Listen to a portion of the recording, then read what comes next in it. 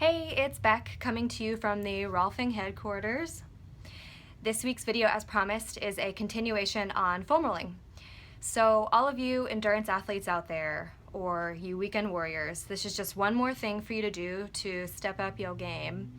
So what I mean by a continuation on foam rolling is I want you to do a body scan before you actually roll. This is such a good idea to do because it gives you a sense of what imbalances you have before you try to change anything. So quick body scan, it'll just give you a nice little show of what's tight, maybe what's, different than the other side. And what's cool about this is the more you do this what they call in the biz, test and retest, the more you do the test and retest, the more you'll get an idea of where your body's at before you even roll. Just during your week, you'll be like, oh, my Achilles is super tight, I need to hit that. So, take you through the quick body scan on things you'll want to look for in your own particular body. So let's get started. Okay, this is a really terrible angle of me, but that's okay. Let's get started. So you're going to lay on your back with your arms face up. And first I want to talk about taking a deep breath in your torso to feel where the air goes. So watch me do it. So you'll notice that all of my air goes in my upper chest and none of it goes into my back or my belly. So that's a good indicator that you should be rolling your back, right, to get the expansion of your ribs. So the next piece of the of the puzzle is going to be your hips. So we'll go down to the hips. Okay, now we're doing hip and leg analysis. So as you can see, my legs are not relaxed. I'm actually holding them, and I want to make this a point to show you that I'm going to relax them right now. And mine splay out. Yours may or may not, and there's different variances on that. Mine do a lot because my lower body tends to be more jacked up than my upper body. So you'll notice one turns out just slightly a little more than the other. My right does. And if we come up to the hips, ask yourself, does a certain leg feel heavier than the other? Does one side of your butt cheek lay flatter? Do you get more surface area on one side? Like this side gets more surface area than this side. And that's because I have just a little rotation in my back.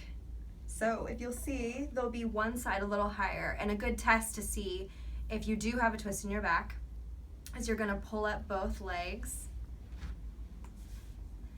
And then you're gonna look to see which leg is longer. So, or if you have a longer leg. This leg is longer than this leg. That means I have a small twist in my back. Now, if you do this on a particular day and you're really off, that is not the day to be doing the things that you want to do. That is not the day to be running or snowboarding or cleaning out the garage. That is not the day to be really active because your back's really vulnerable. So if you do that test and it's not so far off, then you're great. So we'll go back. The last tip I'm going to give you is about arms.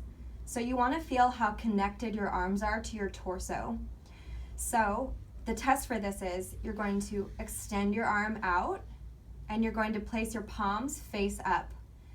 And you're going to feel where that pulls in your torso. So for me, at this angle, I feel it come all the way down and through my lat. Now, if I move it lower, it'll come more into my bicep. And if I move it higher and I turn my head just slightly, I feel it come all the way into my neck.